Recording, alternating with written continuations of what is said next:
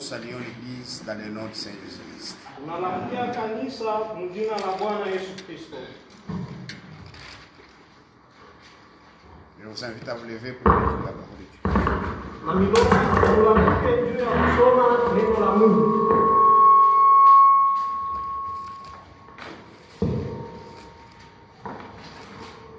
Nous lisons dans Apocalypse chapitre 1er. Tasoma Ufunuo sura ya kwanza.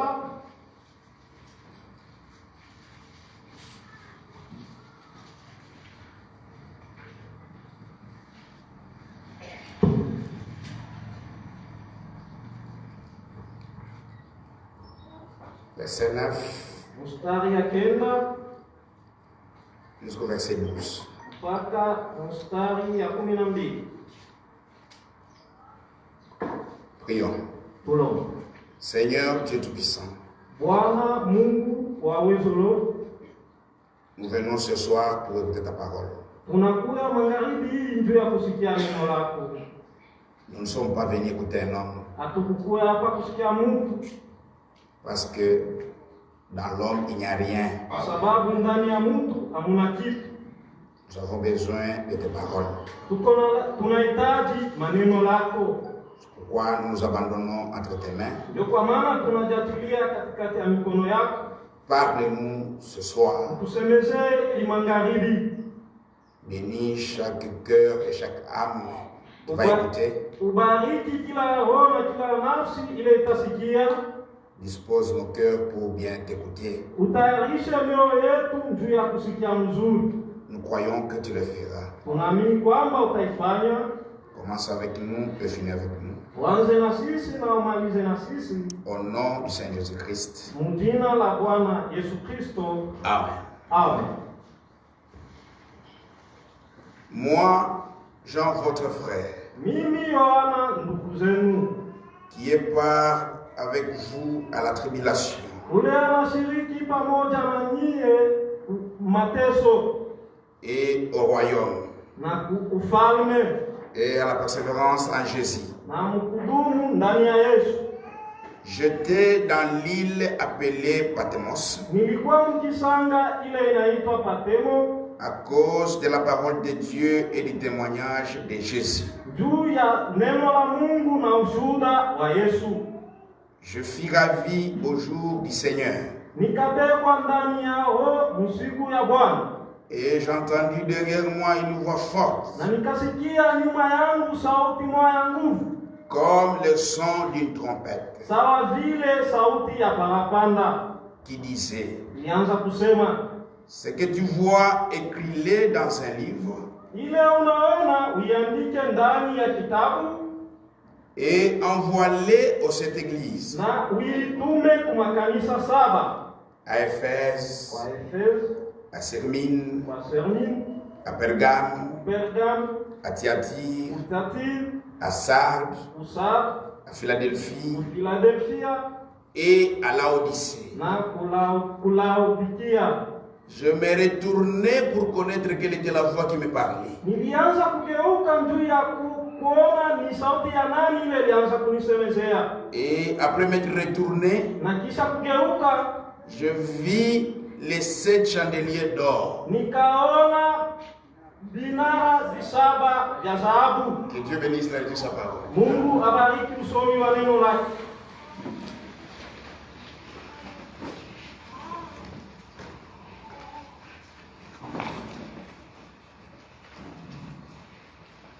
Nous sommes arrêtés au jour du Seigneur. Tulisimamia pa siku ya Bwana.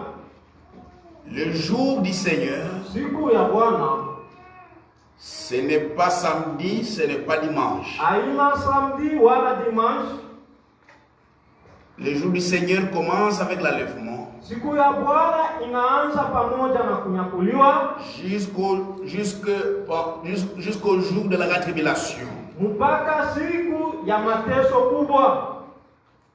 Jean n'était pas enlevé le samedi, n'était pas ravi en esprit le samedi. Yohana akubebwa ndani yao siku ya posho. Il n'était pas ravi en esprit le dimanche. Akubebwa ndani yao siku ya yenga. Non. Hapana. Et on parlait des gens qui observent les jours. Na tulianza kusemezea juu ya bale batu walianza kuchunguza masiku.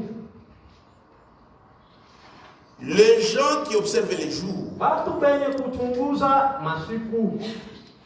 Comme jour du Seigneur. Sawa vile siku ya Bwana. Ils sont dans le faux. Beko mbya bongo. Ceux qui observent les samedis. Bale banachunguza sabato. Comme jour du Seigneur. Sawa vile siku ya Bwana. Ceux qui observent les dimanches. Wale wanachunguza siku ya Henga. Comme les jours du Seigneur. Sawa vile siku ya Bwana. Tous sont dans le faux. Bote mbili beko mbongo.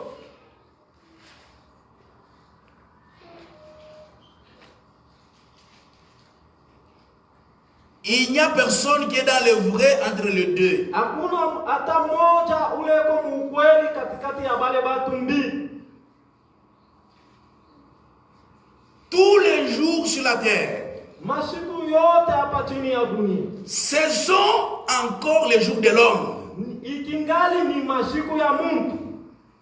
Ce n'est pas le jour du Seigneur. Hayakuwa siku ya Bwana.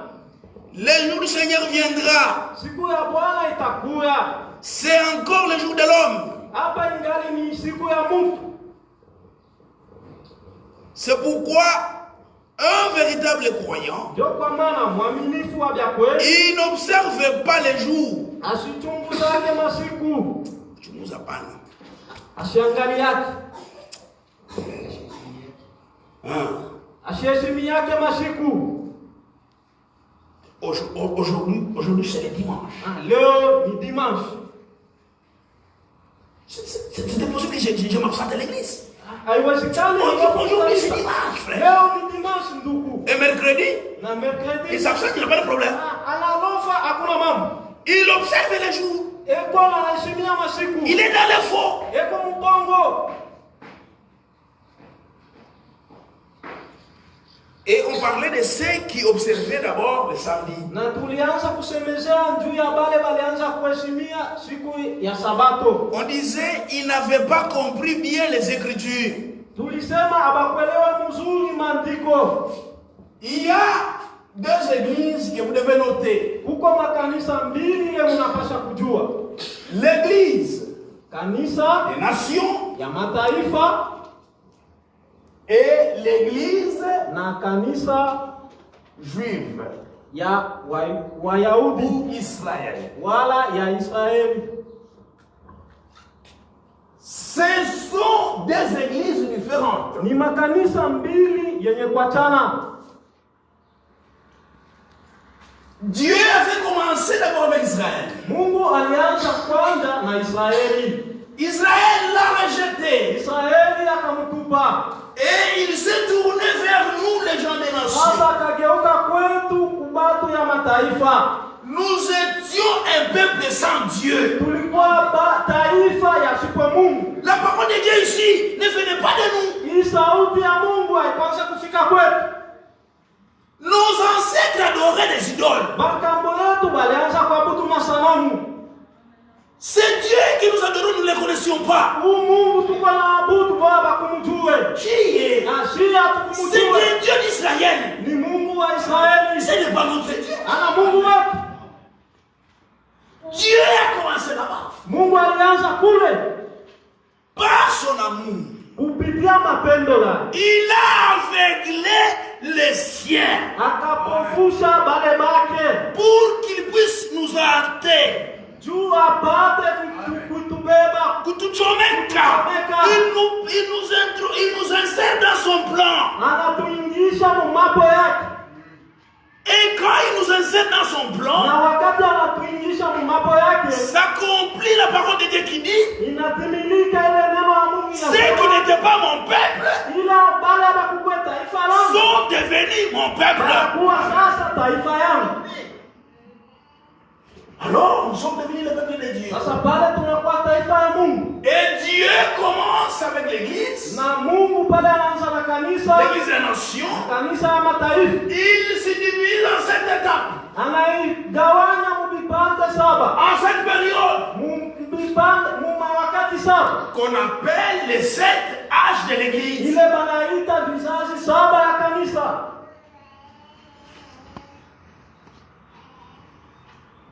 C'est ce qui est écrit ici. Ndio ile yenye kuandikwa hapo. Dans Acte 15. Matendo ya Mitume 13. Verset 13 Mstari ya 13 à 16. mpaka 17. Lorsqu'ils eurent cessé de parler, Wakati waliacha kusema, Jacques prit la parole Yakobo akabeba sauti et dit, na kusema, hommes, frères, écoutez. bandugu msikie. Simon a raconté comment Dieu a d'abord jeté les regards sur les nations. Simoni alifasiria namna gani Mungu aliweza kuacha kuangalia mataifa Pour choisir du milieu d'elles un peuple qui porta son nom. juu ya kuchagula katikati yao taifa moja ile ilibeba jina lake.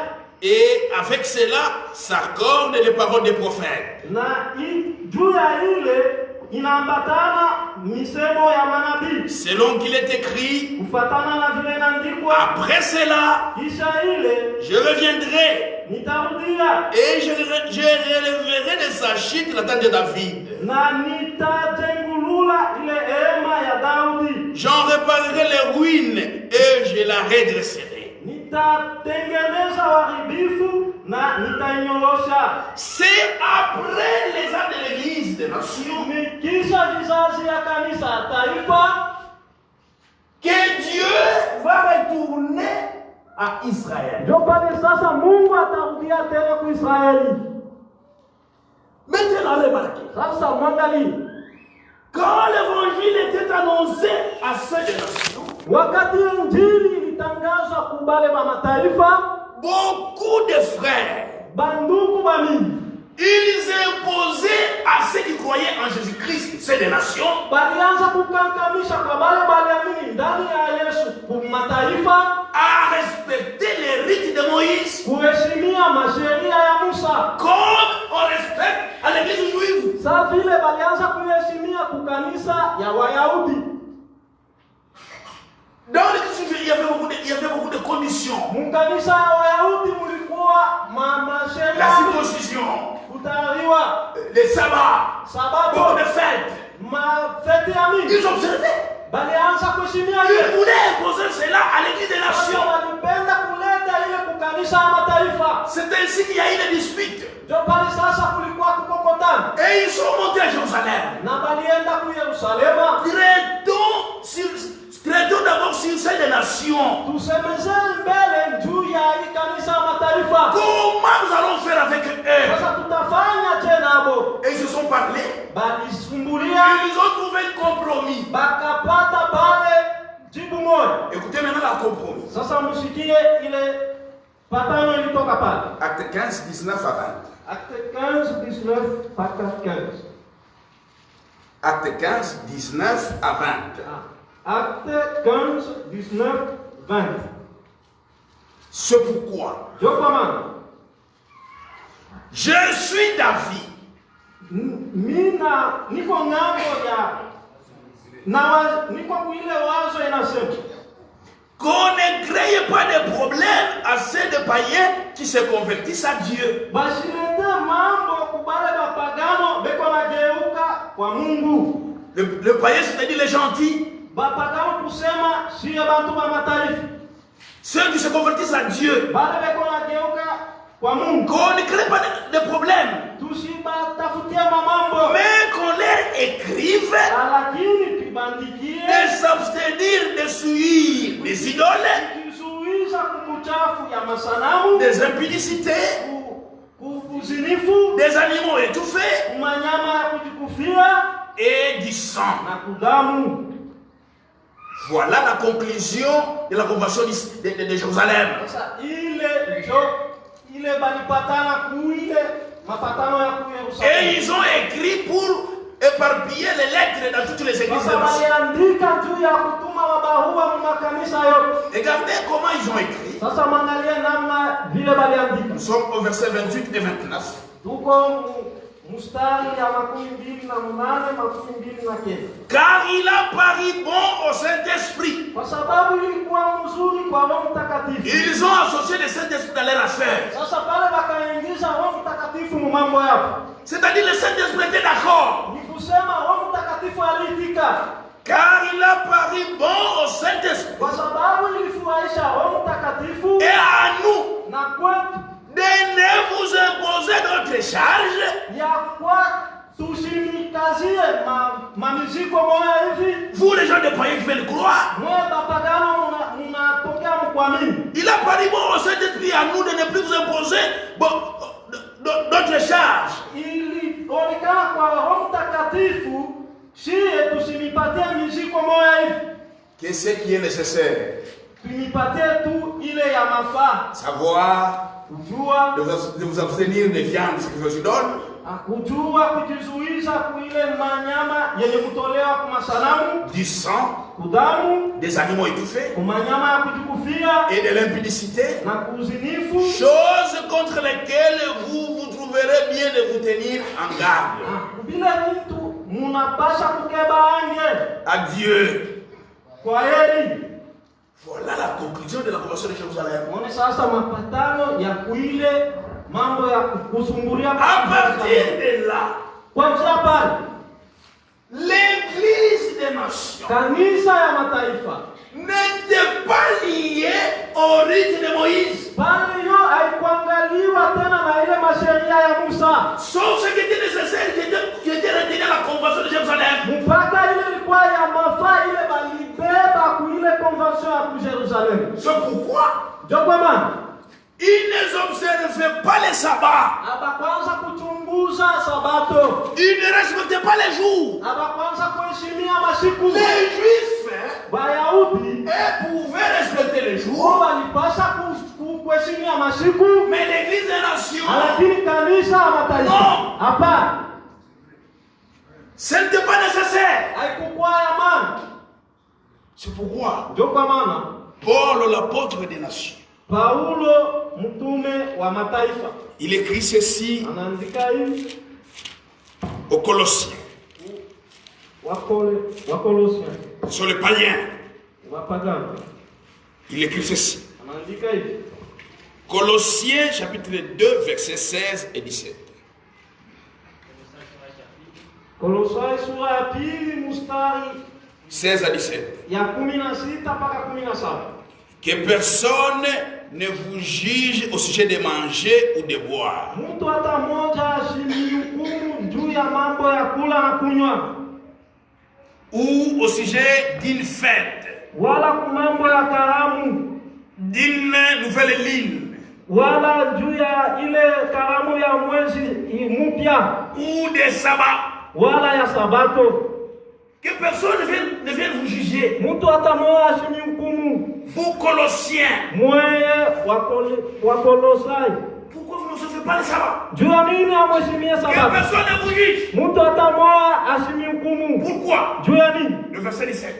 Mstari ya 17. C'était l'ombre des choses à venir. Ilikuwa ni kimvuli ya vitu vile vitakuja. Mais le corps est en Christ. Lakini mwili iko ndani ya Kristo. Le sabbat signifie autre chose. Sabato inamaanisha kitu kingine. C'était l'ombre des choses à venir. Ilikuwa ni kimvuli ya vitu vya kuja. Vous les païens qui viennent de croire. Mwa bagano mnaamini hapo sasa. Vous les Colossiens. Mwale wa Kolosai. Qu'on ne vous juge pas. Basi ni hukumu.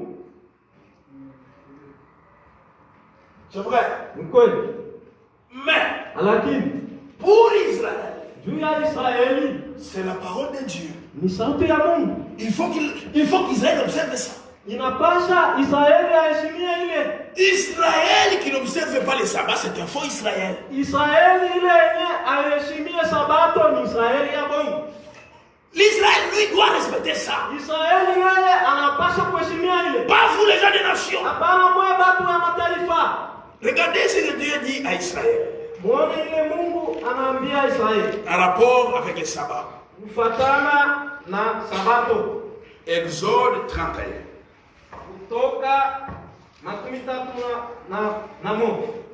12 à 17. L'Éternel parla à Moïse wa milele akamwambia Musa et dit, na kusema, parle aux enfants d'Israël uambie watoto wa Israeli et dis-les, na uwaoneshe, vous ne manquerez pas d'observer mes sabbats. musikose siku hata moja kuheshimia Sabato. Vous ne manquerez pas d'observer mes sabbats. Musikose kuheshimia Sabato, Car kwa sababu ce sera entre moi et vous. itakuwa katikati yangu na Mambo wewe. ya Sabato ni mambo inaniangalia mwe na mie. Ça sera entre vous et moi.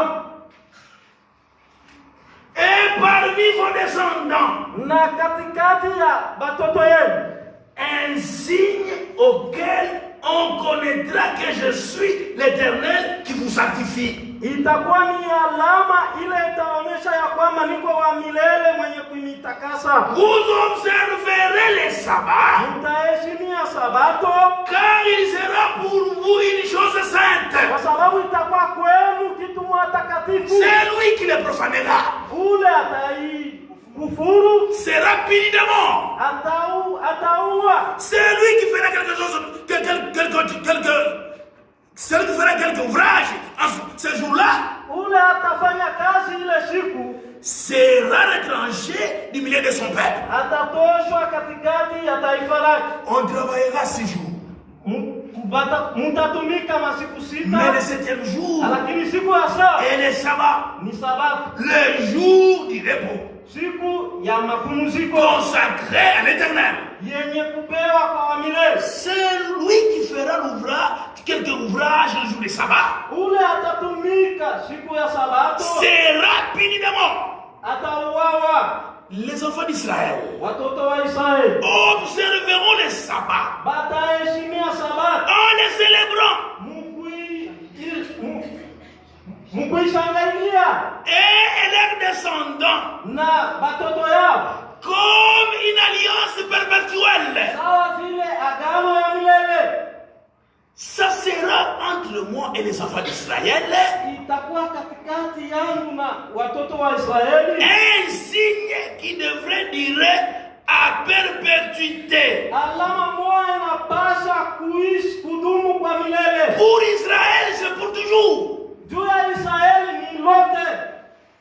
C'est pourquoi Israël, Ndio kwa maana Israeli, lorsque Dieu va retourner à Israël, wakati Mungu atarudia kwa Israeli au millénium, millennium, Israël continuera à observer les sabbats. Israeli ataendelea kuheshimia Sabato Comme c'est écrit dans Isaïe. sawa vile yenye kuandikwa Muisaya.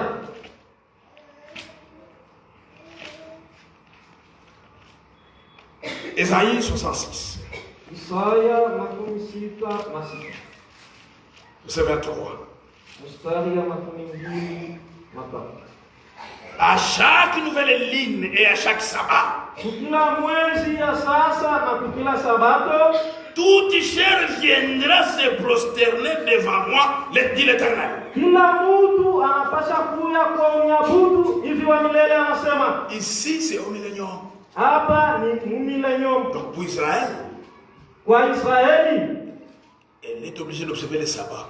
anapasha kuheshimia Sabato, Elle continuera à observer les sabbats même au millénium. ataheshimia Sabato hata mu millennium. Pour nous, Kwetu si non. hapana.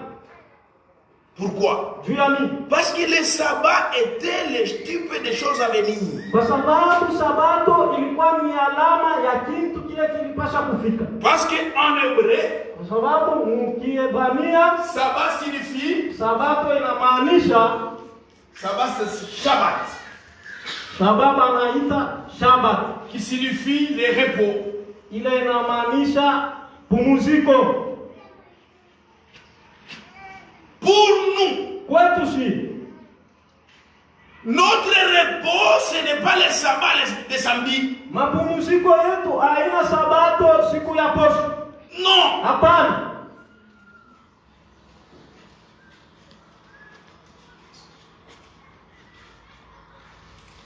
Je lis Frère Branham. Tasoma ndugu bana.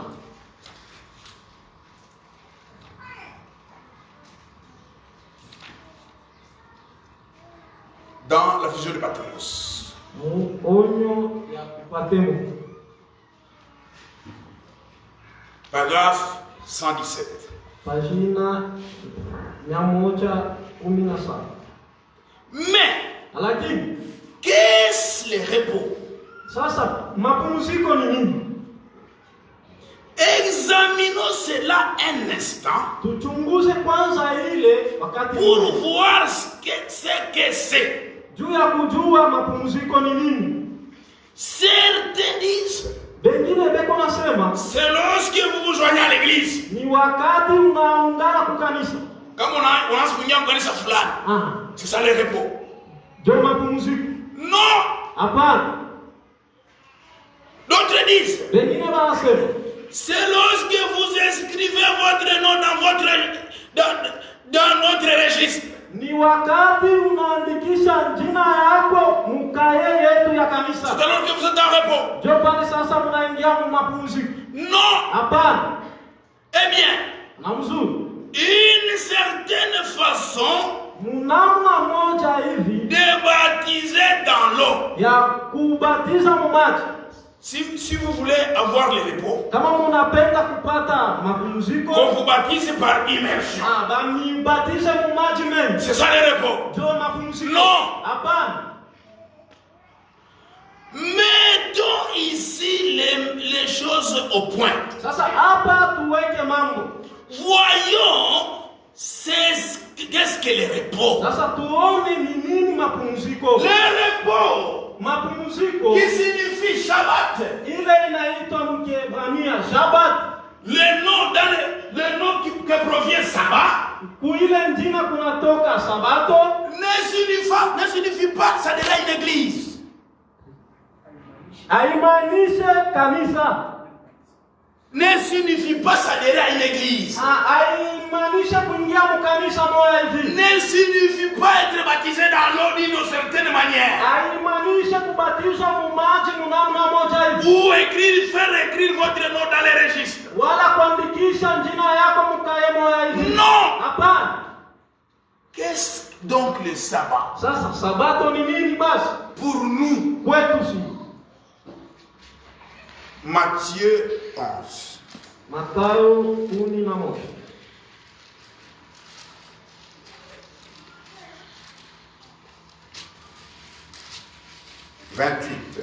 Makumi mbili na mnane. Jusqu'au verset 30. Mpaka makumi tatu. Jésus dit ceci. Yesu anasema hivi. Venez à moi, Mujeni kwangu. vous tous qui êtes fatigués Ninyi wote benye kuchoka et chargés, na benye kwa na mizigo. je vous donnerai du repos. Nitanipatia mapumziko. Le repos, c'est ça, sabbat. Kupumzika ndio Sabato. Prenez mon joug sur vous Mubebe nia yangu juu yenu. et recevez mes instructions, Na mufate maagizo yangu. car je suis doux et humble de cœur. Kwa sababu niko mpole na mnyenyekevu Et wao. vous trouverez du repos pour vos âmes. Na mtapata mapumziko juu ya roho yenu. Car mon joug est doux Kwa sababu nia yangu ni ya kupepelo et mon fardeau est léger. na mizigo yangu ni ya kupepelo. Jésus appelle les gens de venir entrer dans le repos. Yesu konaita bantu juu baingie mu mapumziko. Le repos véritable, Mapumziko ya kweli. ce n'est pas le sabbat de samedi. Haina ile Sabato ya siku ya posho. Le sabbat de samedi Ile Sabato ya siku ya posho était le type du véritable repos ilikuwa ni mfano ya mapumziko ya kweli. qu'on obtient lorsque nous entrons en Christ. Ile tuko napata wakati tunaingia ndani ya Kristo. Lorsque vous entrez en Christ, Wakati munaingia ndani ya Kristo. vous vous reposez de toutes vos Sasa œuvres. pale munapumzika. À ce moment-là, Ile wakati vous êtes dans le sabbat. pale unakuwa ndani ya Sabato. Le véritable sabbatique, Mtu wa kweli mwenye kwa ndani ya c'est Sabato.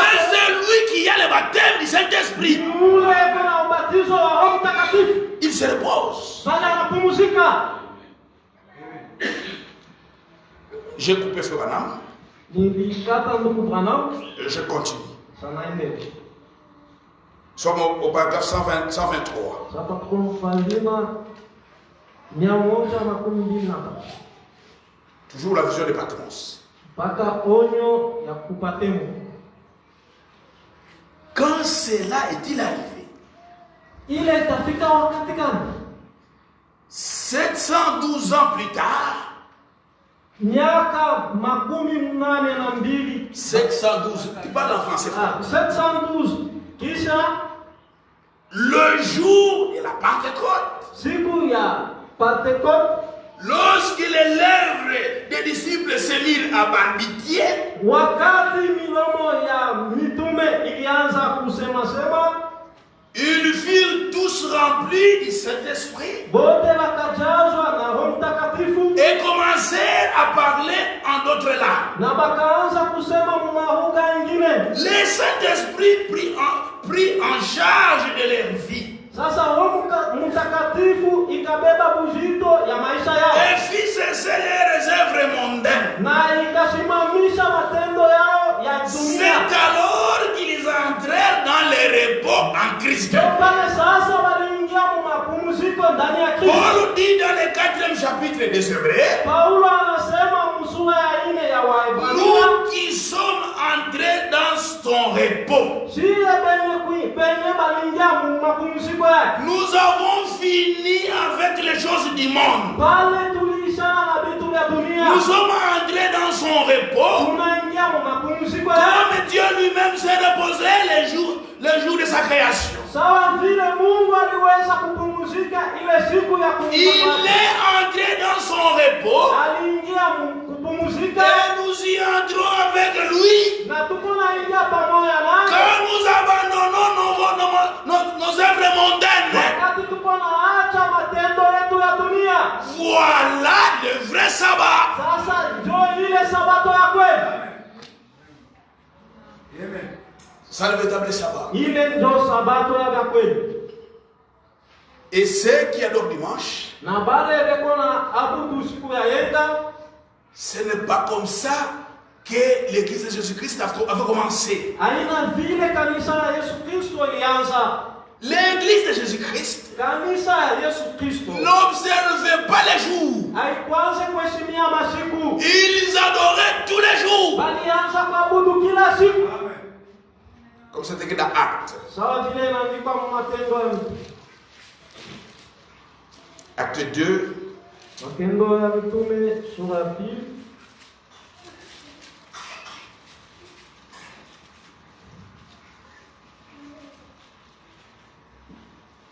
« 46 et 47.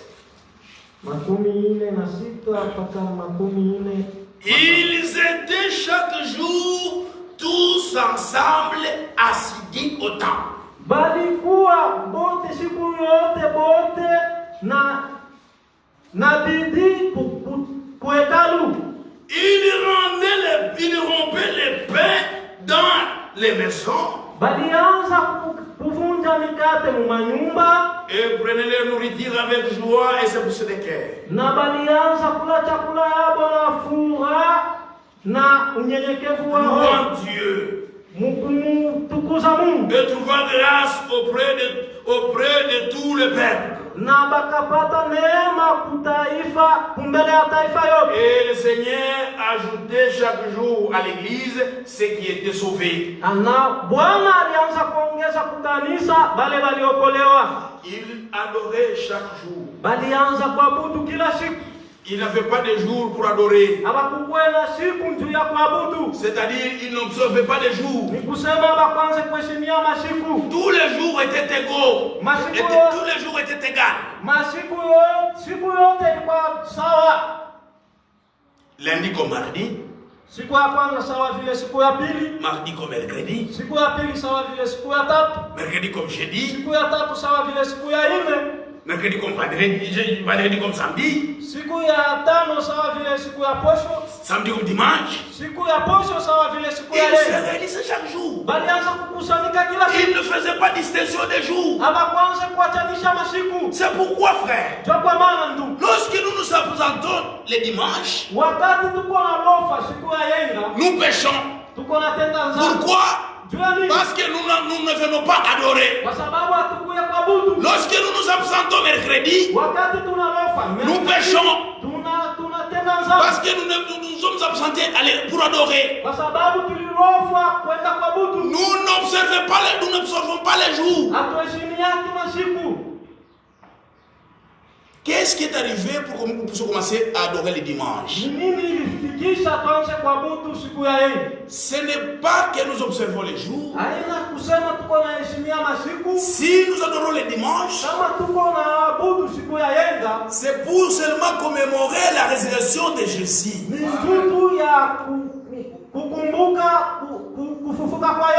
C'est pourquoi nous venons le dimanche. Parce que c'est le matin du dimanche que Jésus-Christ était ressuscité. Pour commémorer cela, nous adorons aussi le dimanche matin. Les disciples ont aussi adoré le dimanche. Ce n'était pas une observation des jours. Non, mais ils adoraient pour commémorer la résurrection. Acte 20. 17. Le premier jour de la semaine. Samedi, c'est le 7e jour de la semaine. Mais lundi, le dimanche, c'est le premier jour de la semaine. Le premier jour de la semaine, nous étions réunis pour rompre le pain. Voilà. Donc, il se réunissait aussi le dimanche. Ce n'est pas pour observer le sabbat, pour observer les jours. Non. Il faisait cela pour commémorer la résurrection du Seigneur. Nous revenons dans Apocalypse chapitre 1. Nous sommes au verset 10. Je fus ravi en esprit au jour du Seigneur. Venons d'expliquer correctement les jours du Seigneur. Et lorsque je fus ravi au jour du Seigneur, j'entendis derrière moi une voix forte, comme le son d'une trompette. Lorsque Jean est ravi à l'esprit, Frère donne des commentaires. Pour qu'il soit ravi à l'esprit. Pour qu'il soit ravi à l'esprit. Je pense qu'il était en train de sortir la ligne de Patmos là. En train de chanter. En train de dire Alléluia. Finalement, il est ravi à l'esprit. Et quand il est ravi à l'esprit, il entend une grande voix, une forte voix, qui lui disait quelque chose. Cette voix était comme le son d'une trompette. Et là maintenant nous parlons de la trompette. Nous serons brefs. Une trompette, lorsqu'elle est sonnée, c'est pour trois choses. Soit c'est pour un rassemblement, soit il y a un événement important qui va arriver, soit elle annonce la venue d'une personne importante.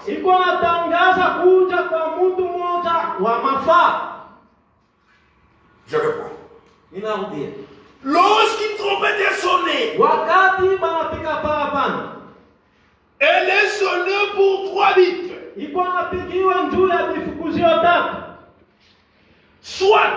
C'est pour un rassemblement.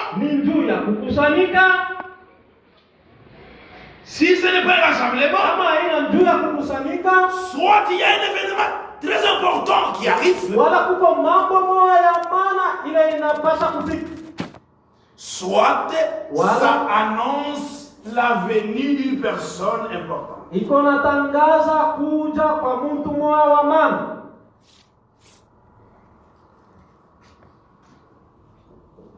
Nous lisons d'un nombre.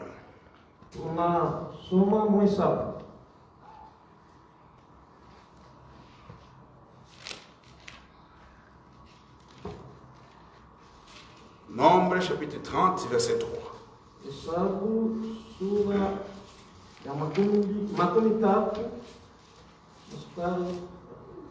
Quand on en sonnera, toute l'assemblée se réunira auprès de toi à l'entrée de la tente d'assignation. Lorsqu'on sonnera de la trompette, toutes les nations se rassemblera. Néhémie chapitre 4. Verset 20.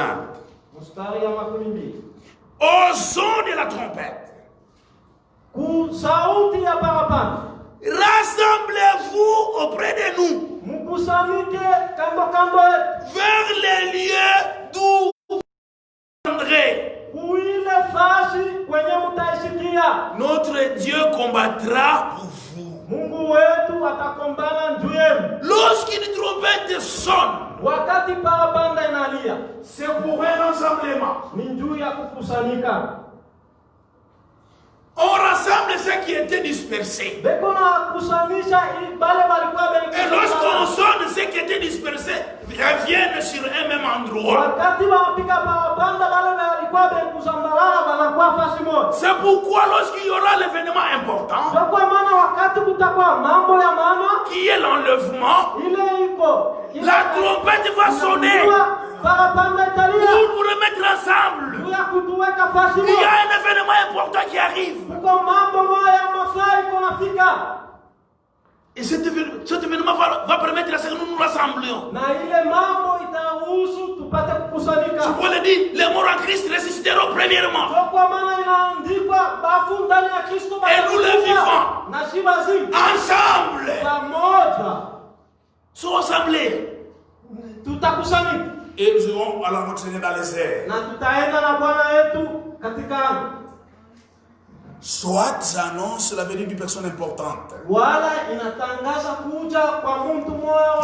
C'est pourquoi, lorsqu'il a entendu le son d'une trompette,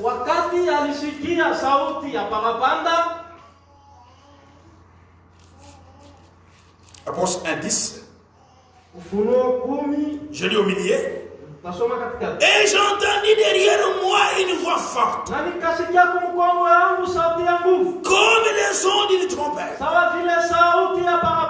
Et maintenant au verset 12, je me tournais pour connaître quelle était la voix qui me parlait. Et après m'être retourné, je vis ce chandelier d'or. Et au milieu de ces chandeliers, quelqu'un qui ressemblait à un fils de l'homme. Cette trompette annonçait la venue de Jésus. Lorsqu'il se retourne pour voir, il voit quelqu'un qui marche sur ce chandelier d'or.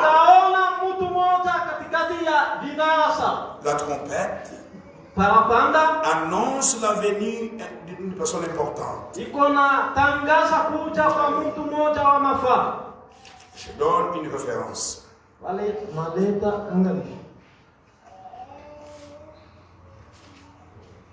Je le Patmos 141 et 142. On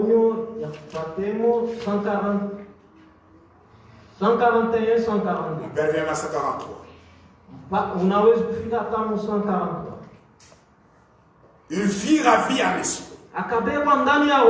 Il entra dans l'esprit. Alors des choses commencèrent à se passer. Et tandis qu'il se trouvait là, il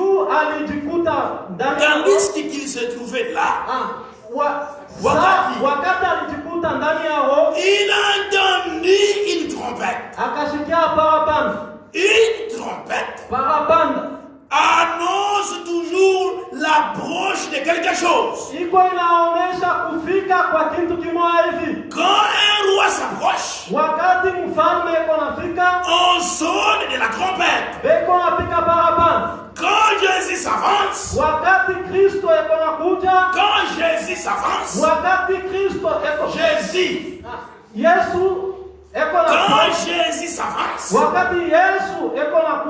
on sonne la trompette.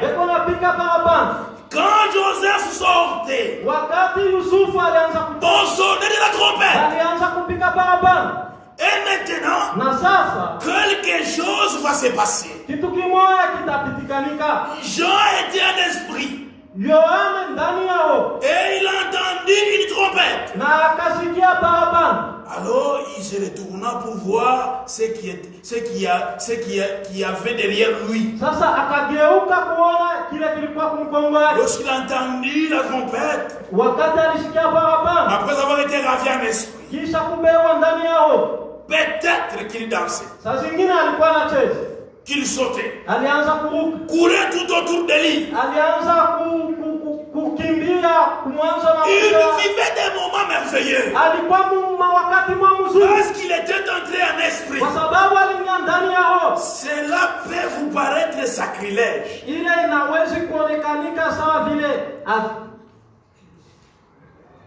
mais ce n'est pas dans ce sens que je l'entends. Il a très bien pu se comporter ainsi.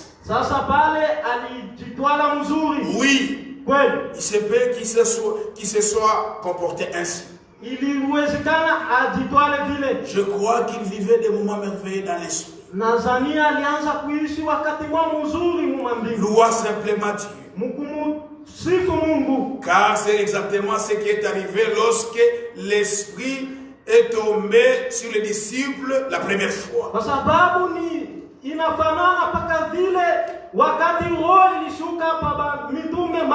Quand le Saint-Esprit tomba sur eux,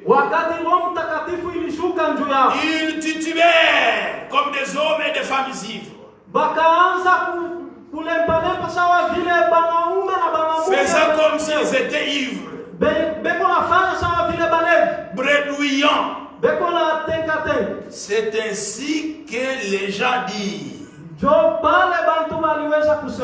sont pleins de vin doux.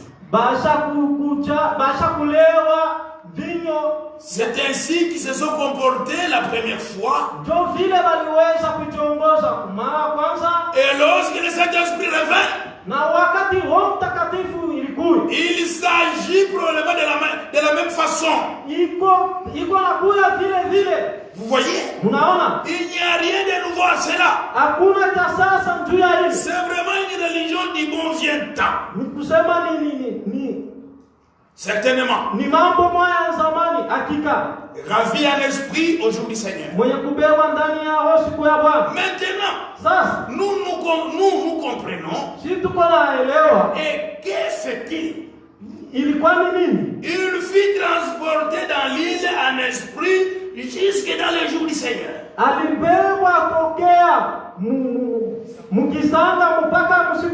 Et dès qu'il fut ravi au jour du Seigneur, il entendit une trompette. Qu'est-ce que c'était? C'était quelqu'un qui s'approchait. C'est quelqu'un de glorieux qui s'approchait. La trompette sonna. Quelqu'un arriva. Il regarda. Alléluia. La trompette. Je suis Alpha et l'Oméga. Le premier et le dernier. La personne a commencé d'abord à se présenter. Il n'annonce pas la seconde ou la troisième personne de la Trinité. Mais la seule personne. Je suis Alpha et l'Oméga. Avant de te parler, Jean. Avant de te montrer quoi que ce soit. Je vais te faire connaître qui je suis. Je suis Alpha et l'Oméga. Amen. Quand la trompette sonne, c'est pour annoncer l'approche, ça montre l'approche de quelqu'un qui est très important. Et c'est quelqu'un-là lui disait, le verset 11,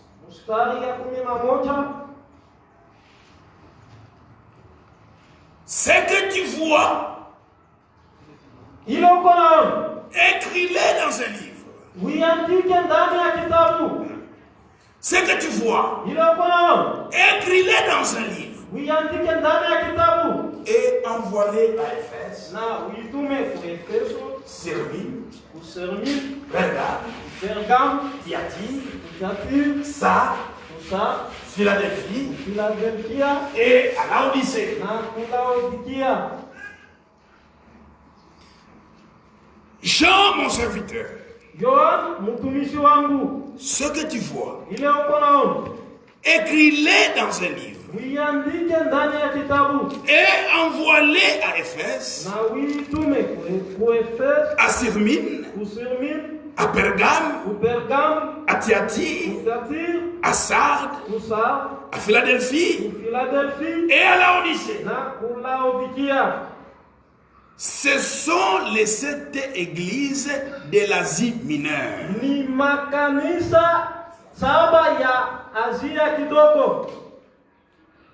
L'Asie mineure, où ces églises ici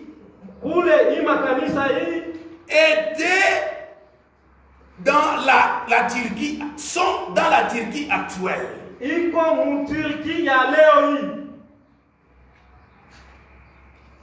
Ces villes sont dans la Turquie. Éphèse a une nouvelle appellation. On l'appelle Selkik.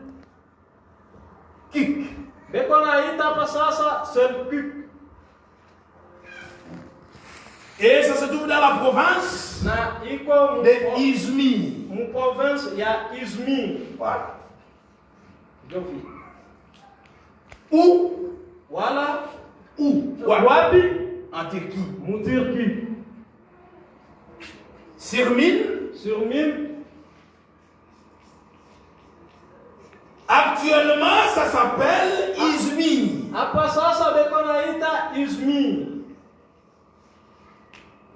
Toujours dans la province d'Izmir. Pergame.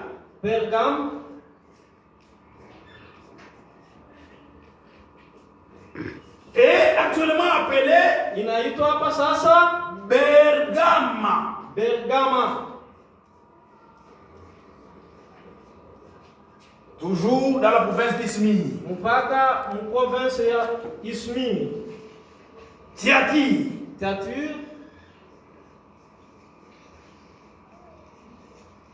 Actuellement, ça s'appelle Akizar. Ça se trouve dans la province d'Izmir. Sardes.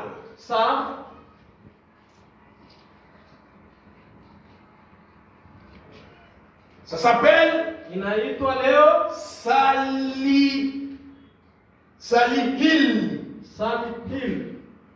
Ça se trouve dans la province de Manisa.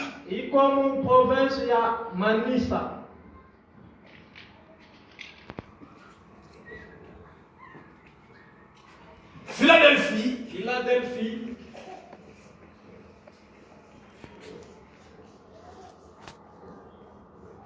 Actuellement, ça s'appelle ALACI.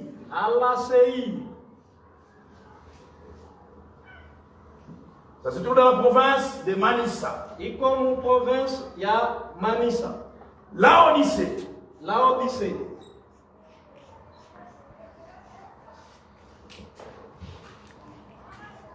Actuellement est appelé Denizli. Ça se trouve dans la province de Denizli. Ce sont les 7 villes qui se trouvent dans l'Asie mineure.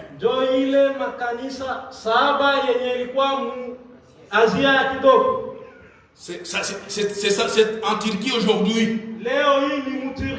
Ils ont ces nouvelles appellations. Frère Franck était allé un jour en Turquie pour voir les anciennes églises d'Apocalypse 1er.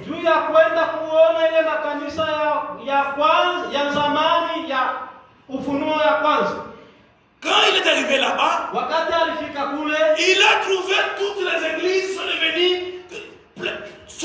Il n'y a pas d'église, ce sont devenus des musulmans. Il dit cela dans la lettre circulaire numéro 22. J'ai trouvé, ça devient les lieux des idoles. Il y a, c'est plein de musulmans là-bas. Vous comprenez? C'est pourquoi, frère, le début n'est rien. Ce qui compte, c'est la fin. Tu peux bien progresser. Nous te louons dans le témoignage. C'est une bonne chair. C'est un bon frère. Le problème, ce n'est pas au commencement. Le problème, c'est la fin.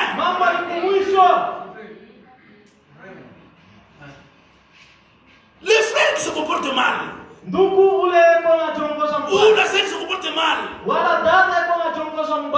ne dites pas c'est un démon. Il est perdu. Ce n'est pas toi qui sauves. Dieu est capable. À la fin, il les transforme et il montre l'image de Christ. Et toi qui parles très bien, il devient païen. C'est la grâce. La grâce. Ce n'est pas question de juger les autres. Faut dire. Si ce que je suis, c'est la grâce. La même grâce. Un jour, peut aller chez ma soeur, peut aller chez mon frère. Prions les uns les autres. C'est une demande. C'est un voyage compliqué. Quand quelqu'un tombe, il faut les relever et l'encourager pour avancer. C'est un chemin terrible.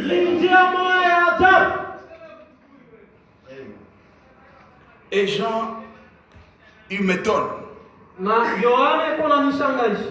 Quand il a entendu la voix forte, comme les sons d'une trompette, vous savez ce qu'il a fait? Mais ils sont là. Au verset 12. Je me retournais pour connaître quelle était la voix qui me parlait.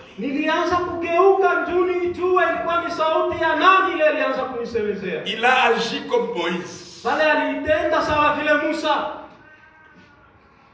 Moïse marchait. Il attend la voix qui lui parle.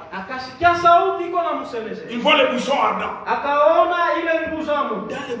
Les buissons ne se consument pas. C'est quelque chose d'étrange. Pendant qu'il s'approchait pour voir, la voix lui parle. Moïse, la même même voix qui a parlé à Moïse. Ile sauti moja ilikusomea Musa. C'est la même voix qui a parlé à Jean. Sauti moja ilikusomea. C'est la même voix qui te parle ce soir. Sauti moja kwa kusomea magharibi ya leo. Et Jean dit, na Yohana akasema, je dois me détourner pour voir la voix qui me parlait. Ninapaswa kugeuka njia ya kuona kuona. Il a agi comme Moïse. Alitenda sawa vile Musa. Exode 3. Kutoka sura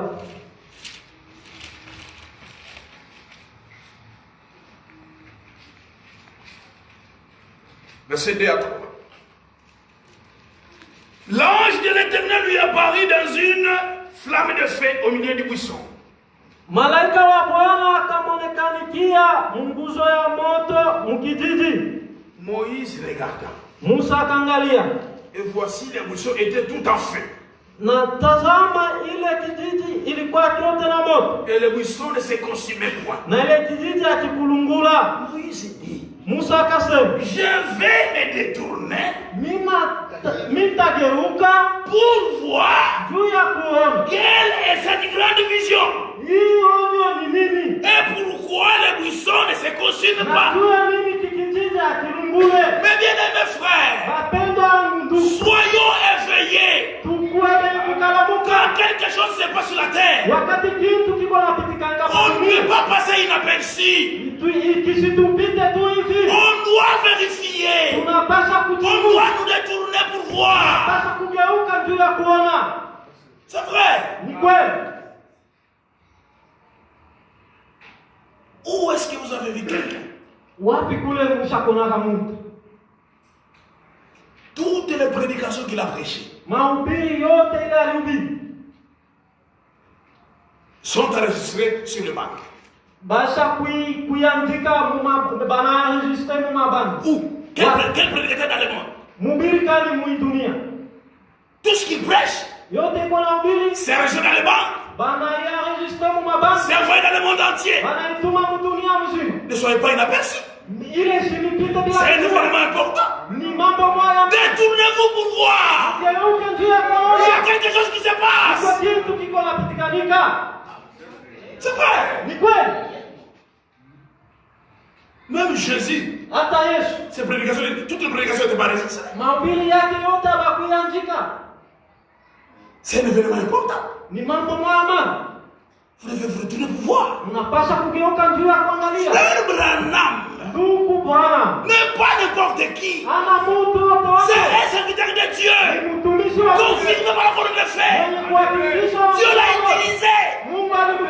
Frère, détournez-vous pour voir. Ne prenez pas les choses à la légère.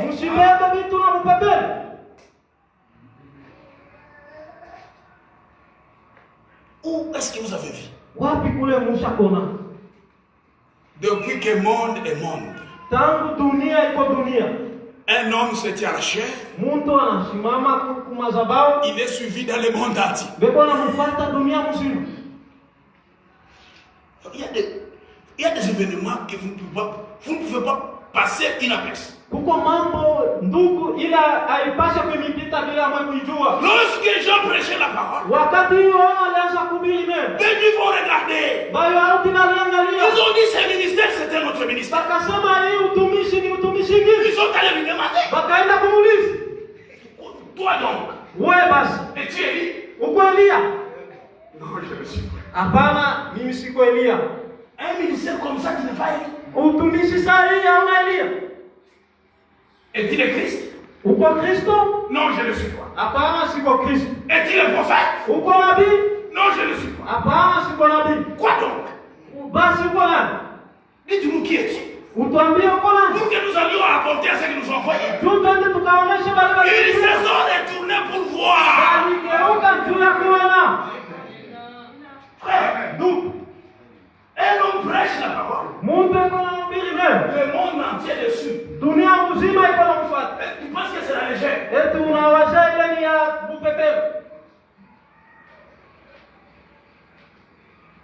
Frère Franck, c'est un serviteur de Dieu.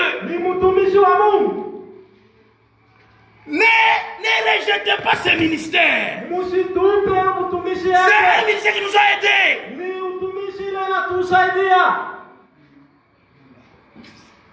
Quand vous voyez le diable s'approcher, c'est pour me dire ça, il est. C'est vrai. Il y a des choses qu'on ne peut pas passer inaperçues. Même toi, ta présence ici n'est pas inaperçue. Combien de vous dans votre famille? Pourquoi seulement toi tu es ici? Cet événement-là, tu peux pas, ce n'est pas un événement comme ça. Tu es ici, c'est parce que Dieu te connaît. Tu n'es pas n'importe qui. Les autres sont devant la statue de Marie. Les autres sont devant la photo de Branham. Mais toi tu es ici. Cet événement ne peut pas être inaperçu. Il y a quelque chose que Dieu fait avec toi. Tu es un fils de Dieu. Même si tu tombes, il va te relever. Que le Seigneur te bénisse.